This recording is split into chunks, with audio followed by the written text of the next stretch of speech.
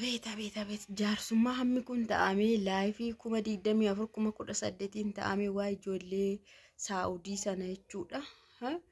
Poolisittis dawwalamee jechuudha. Poolisiin immoo maal jedhee lookeeshinii nu ergaa jedhe lookeeshinii nu ergaa jennaan lookeeshinii qabnu minaamin jedhanii achi maal qabdu reena TikTok isaanii qabnaa jedhan. Naante TikTok dhanii bira ga'uu hin danda'ama jechuudha re. TikTok lookeeshinii qabachuudha. Hin beeku garuu TikTok masaanillee nu ergaa jedhan jechuudha. Amma hundi keessanuu dhageessaniittu waan adeemaa jiru jechuudha. Dhaggeeffataniitu baay'een keessanuu beektu waa ijoollee tokko cuubeedhaan waraanamee tokko waraanee tokko tumamee sanaa sirriitti baay'een keessan beektu jechuudha. Nagaa waaqayyo hunduma keessaniif baay'eetu kabajamtoota hordoftoota akkam jirtu nagaa keessanii ani baay'ee nagaa koo galata waaqaa ta'u anaan garuu wanti na dhibee waa'ee masa biyya Oromaa kana keessan na dhibanan dhugaan siniin jedha bara. Laal hamma hojii dhaabbayeetti namni kamuu hojii hojjetachuu qaba. Namni hamma ofiisaatiif aarsaaf godhee jijjiiramaa baheetti hojii masaa hojjetachuu qaba. Ani hin deeggaru kana. Ani hin deeggaru. Lolamus hin barbaachisu jechuudha. Amma yeroo baay'ee lammiin Itoophiyaa jechuudha. Amma Itoophiyaa jedhamu keessa isaan hin beekanii isa waa'ee gosaan wal qoodanii akkas wal godhan kana isaan hin beekanii Itoophiyaadha jedhu. Isa booda maaltu ta'a amma hundumtuun funaanamaa jechuudha. Hundumtuu hin qabamaa jechuudha. Ammallee jechuudha. Tokko inni sun mana yaalaa deemee jira jechuudha. Inni tokko immoo akkanatti jira jechuudha. Ijoollee harka jira jechuudha. Tokko akka isaan haasa'anitti anillee akka dhaggeeffadhetti akkasii jechaa jiru ajjeesnaa jechaa jiru jechuudha.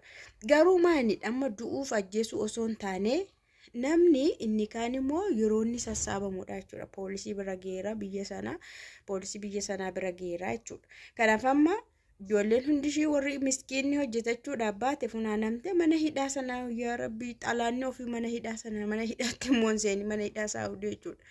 Achi seenteennan afurri keenya jiru gaha idmee iftaadha malee hidhaa Saa'udii sana namni beeku qos godhee waliin tuqu.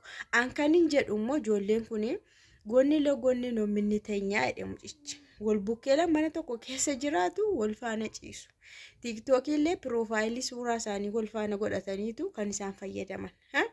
Ijoolleen akkas walitti dhiyaatanii waa'ee kamiillee yaaduu dhiisanii shi tokkummaa uumanii erga jiraatanii isaan walii galan taanaan jireenya mataa isaaniitti nama biraa waan gashuu qabu. Garuu akkamitti waan xiqqoo hammanaatiif ka'ee mucaan kun waraanuu danda'e. Yeroo himatu ko waan kiiloon kaasnee dabara. Yeroo himatu waan bishaan hin fuune dabara. TikTok suuraa dhaan fayyadamu waan an hin barbaanne laayikii faa godha waan akkasii faa maal godha. Kan xinnoo makanaan ol ka'e dubbiin isaanii jechuudha. Yeroo dubbatu mucichi xinnoo makanaan ol ka'eetu miira keessa galee haaduutuma isaa harka jira ta'e beeku waan akkas godheef jechuudha. An kan na dhibu jechuudha kanadha. Garuu durumayyuu namoonni akkanatti duruu masaayyuu wal eeggatan akkamitti mana tokko keessa jiraachuu danda'an akkamitti wal faana jiraatan akkamitti wal faana immoo hojjetan erga waan xiqqoo amma kanaatiin wal eeggatanii jijjiiranii booda immoo gara gosaatti deebi'u ta'e duruma wal faana jiraachuu hin qaban hin jedhan. Nama wal danda'u nama wal jaallatu nama akkanatti waan xinnoodhaaf xoqaarratti wal eeggatan barisaan durayyuu sobanii wal faana ciisanii wal faana jiraachaa jiru malee duruu wal eeggatu jechuudha bara. Duruu wal eeggatu jechuudha. Isa dur keessa isaanii jira jechuudha wal eeggatu. Kanaafuu baay'ee tokko nama aarsa jechuudha. Baay'ee nama gaddisiisas. Amma ijoollee baay'ee qabama. Ijoollee baay'ee qabama. Miskiina baay'ee qabama. Kan qabamanii kan hidhamanii hidhaa keessatti duruu hidhaan kun maaliin akka dhufe beektu? Saa'udiin akkamitti akka lammii xillistee akkanatti hiitu duraan ikkoon hiitu baay'ee dur waraqaa hin qabne yoo qaban sa'a 24 keessatti ofirraa geggeessiti. Hiitee hin cannaqtu hiitee sumaan gootu. Sa'a 24 keessatti qabaman taanaan wadaa'uudha. Tikkeetti onlaayinii dhumaanii tikkeetti isaanii fi masaanii kaffalatu. Birriin kaffalatu. Kaan immoo jechuudha dura immoo mootummaatu ofiisaa gashaa ture. Qabamnaan hinuma galta. Sin hidhan.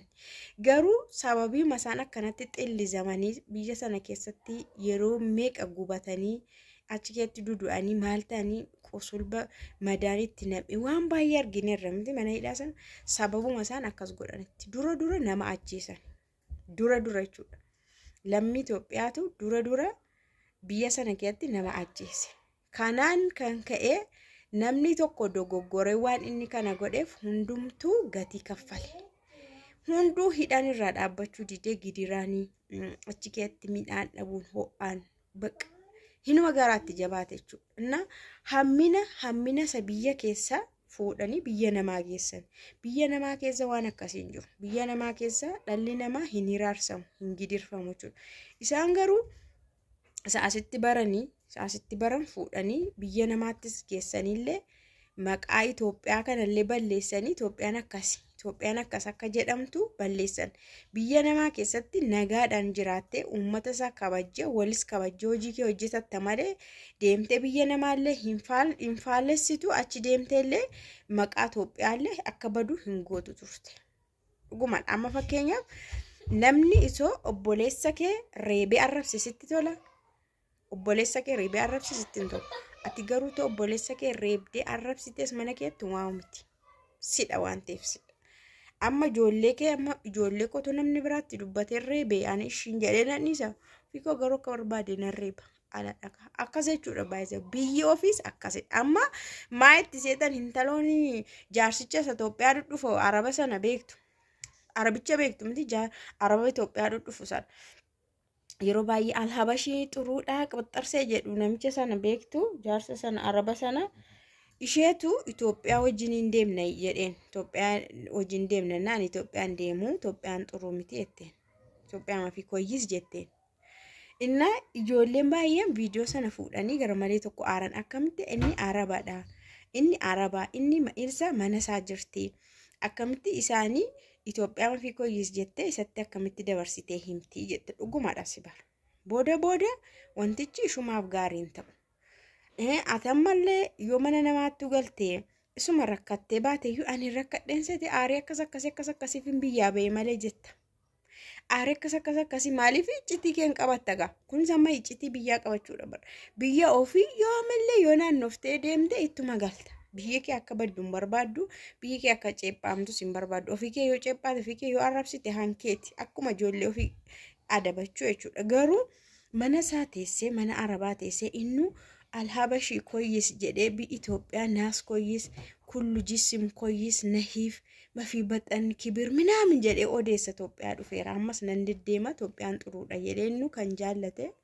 Isheen immoo Itoophiyaa mafi koyyisii jettee achi teessee jechuudha dhugaan isiniin jedhanna. Akkuma kana biyya namaa na deemanii hicciti biyya ofiillee eeggachuun ni jiraata. Situ itti kabajama. Mana sana keessatti situ itti kabajama jechuudha. Situ itti kabajama. Kun hiccitii keeti. Ati biyyaa baateemni yeroo baay'ee midhaan dhabne biyyaa baane seetee aramni beelofne biyyaa baate seetee aramni birrii barbaacha baane malee jedhama.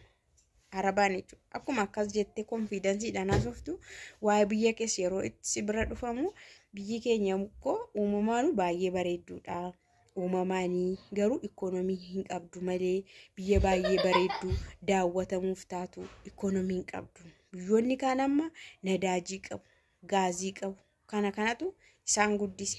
Akka carraa ta'ee gaazii qabu isaan nadaajii garaagaraa qabu isaan ooyilii qabu isaan. Kanatu isaan ol kaasee isaan sooromse malee Itoophiyaan illee too waan akkasii kana qabaatte kan akka Itoophiyaa sooromuyyuu hin jiru. Kan akka Itoophiyaa bareeduyyuu hin jiru. Kana asiniin jedha garuu baay'ee nama gaddisiisa.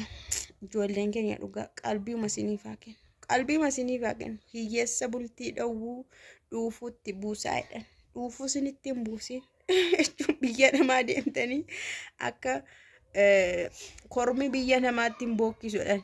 Dhageessanii kormi biyya namaatti hin bookkisu jedhan. Kanaaf biyya ofiitti malee.